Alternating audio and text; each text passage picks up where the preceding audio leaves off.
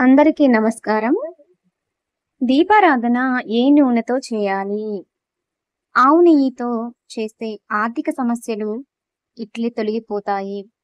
ఆర్థిక సమస్యలు ఉన్న ఇంట్లో ఆవు నెయ్యితో దీపాన్ని వెలిగించడం వల్ల ఆ సమస్యలు దూరం అవుతాయని పండితులు చెబుతున్నారు.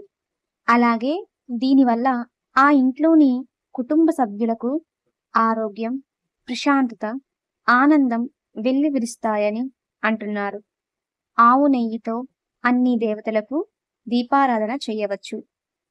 ఈ నెయ్యితో దీపారాధన చేయడం వల్ల ఇంట్లోని గాలి శుద్ధి అవుతుందంట.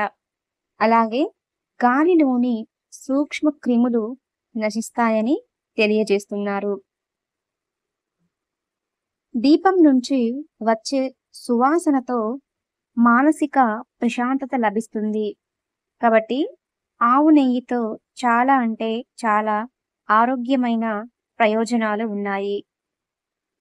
ఎక్కువ శాతం పూజలు చేసేవారు ఆవు నెయ్యితో దీపారాధన చేయడం మంచిది.